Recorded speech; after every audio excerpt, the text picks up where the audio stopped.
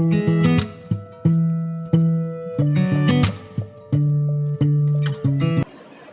very good morning to all of you. Welcome in your online class for social studies.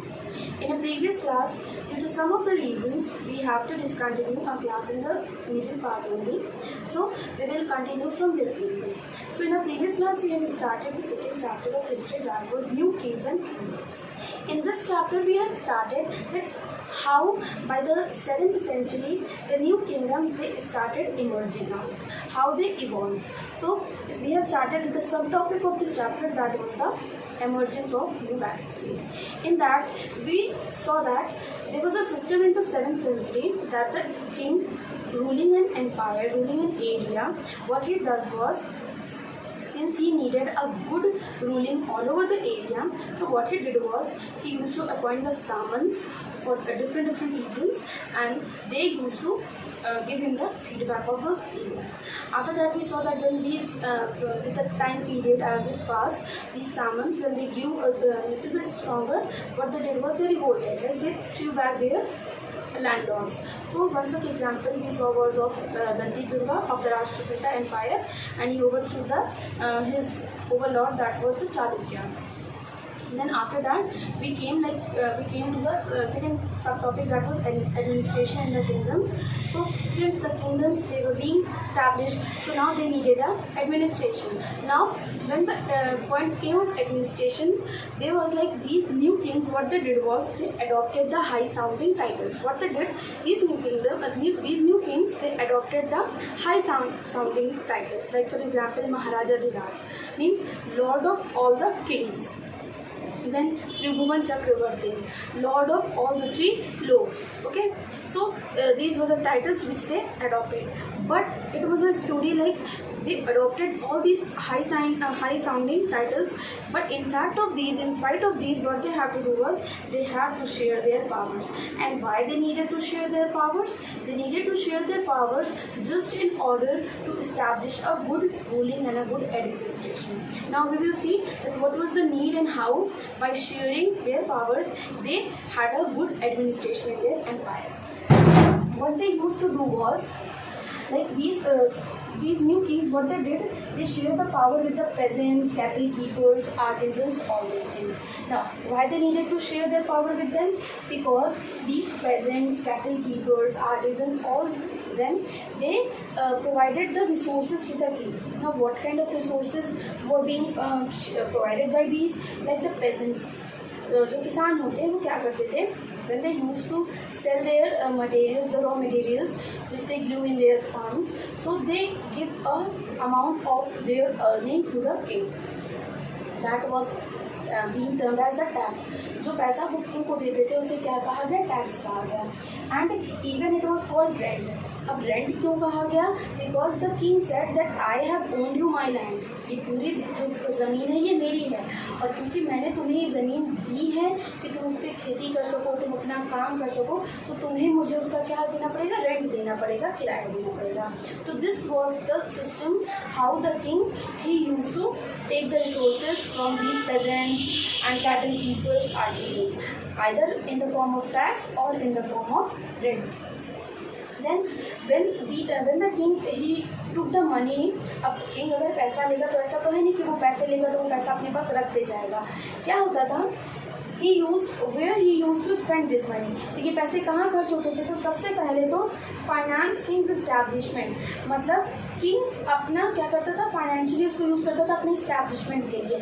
अब establishment के लिए क्यों use करता था, लाइक जो किंग का कोर्ट होता था वहाँ पे कुछ नीड्स हुआ करती थी. फिर कुछ चीज़ें अगर किंग को अपने किंगडम के लिए लेनी है, मान लीजिए कोई किंग है उसे अपने किंगडम के लिए कुछ भी चीज़ें बाय करनी है, सो ही would need the money. So वो पैसे कहाँ से आते थे, from these taxes and rent. जैसा कि आज होता है कि हम गवर्नमेंट को टैक्स देते हैं और गवर्नमेंट फिर उसी पैसे को हमारे वेलफेयर के लिए यूज़ करती है.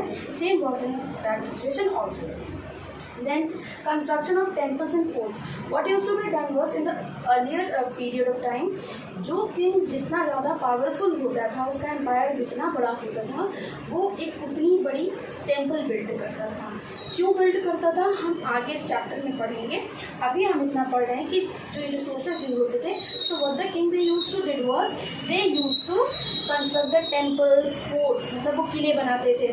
Then thirdly to fight wars. और ये पैसे कहाँ यूज़ होते थे? टू फाइट द वॉर्स, मतलब लड़ाइयाँ लड़ने के लिए। जो भी अगर किंग है उसे सोचे कि आज हमें यहाँ पे चढ़ाई करनी है इस एक रीजन में, इस दूसरे किंग के एम्पायर में, तो वो क्या करते थे, अपनी एक आर्मी तैयार करते थे किंग जो थे, और फिर वो क्या करते थे, नेक्स्ट डे वहाँ पे फाइटिंग के लिए चले जाते थे। अब आप सोचोगे कि फाइटिंग तो बहुत ख़राब चीज़ होती है, किसी से लड़ाई झगड़ा करना, वहाँ पे किंग क्यों पैसा वेस्ट करता था?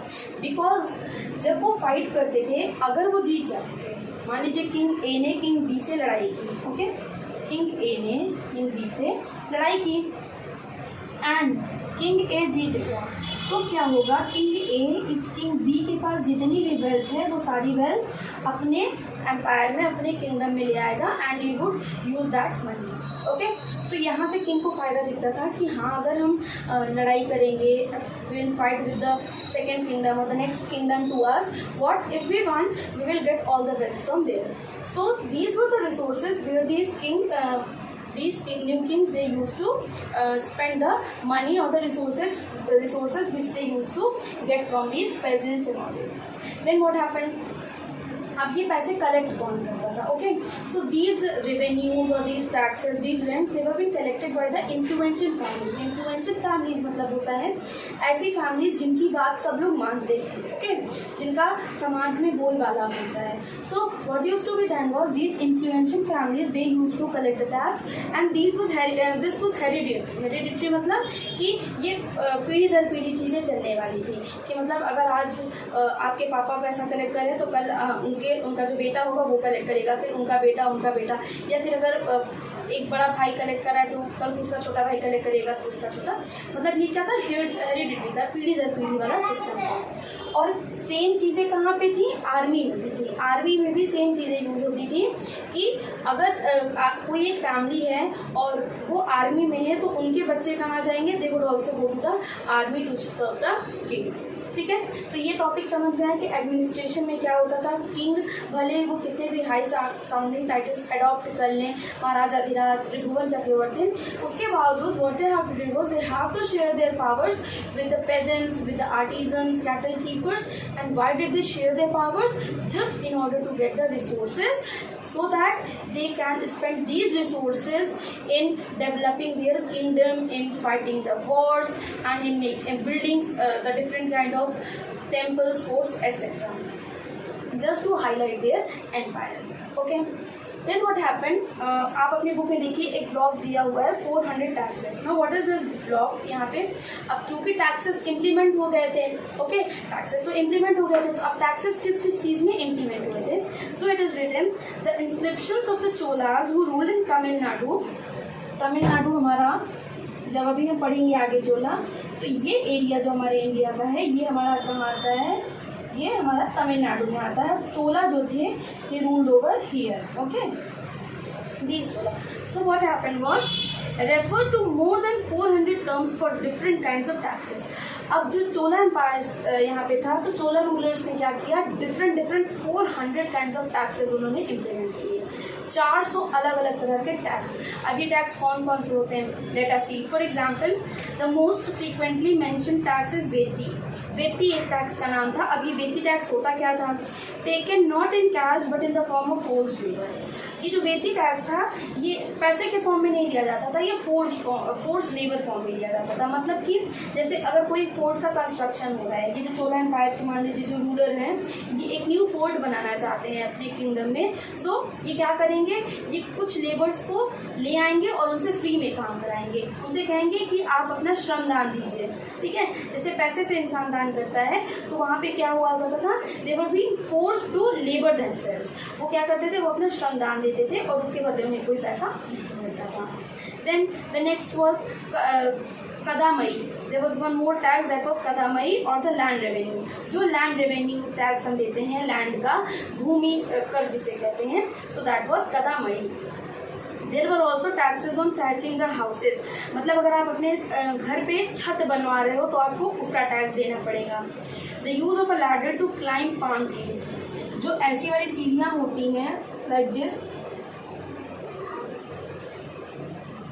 दिस वन, ऐसी सीढ़ियों को अगर आप यूज़ करते हो पाम ट्रीज पर चढ़ने के लिए तो आपको उसका टैक्स देना पड़ेगा।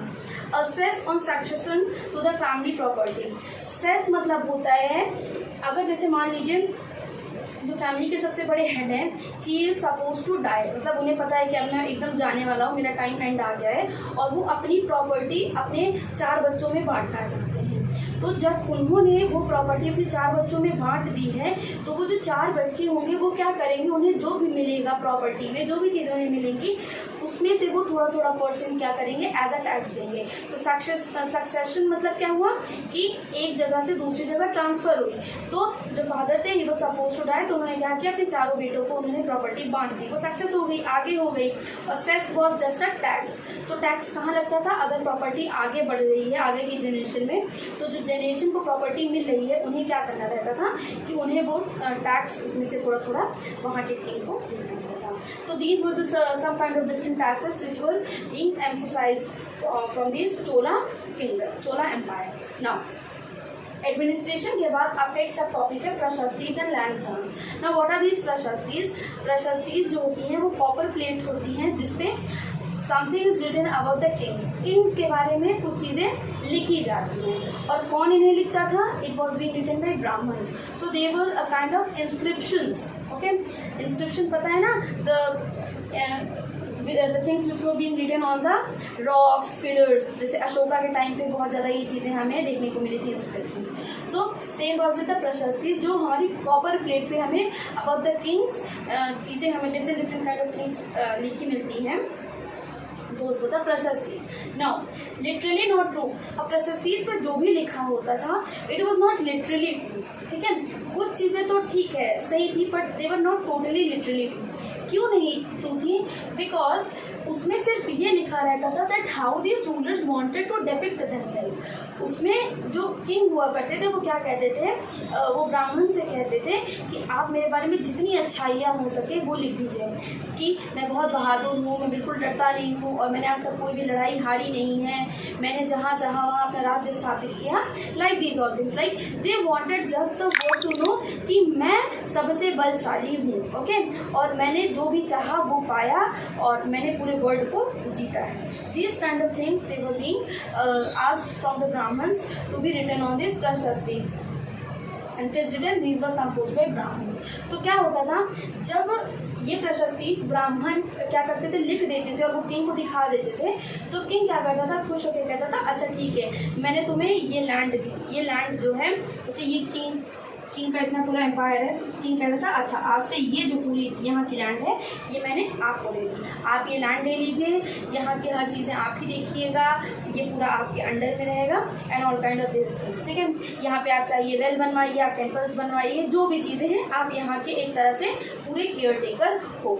सो these were the land grants which were the kind of gifts which were being given by the kings to the Brahmans just because of a result, because these Brahmans they used to write very good things about the kings. समझ में आया? One such kind of now after these prashastis what happened in the 12th century, जो हमारी 12th century थी उसमें क्या हुआ, poem containing history of Kings who ruled over the Kashmir, एक पोएम लिखी गई और उसमें उस पोएम में क्या था, उसमें हिस्ट्री थी, किसकी हिस्ट्री, उन सारे रूलर्स की हिस्ट्री थी जिन्होंने कश्मीर पे रूल किया, ओके।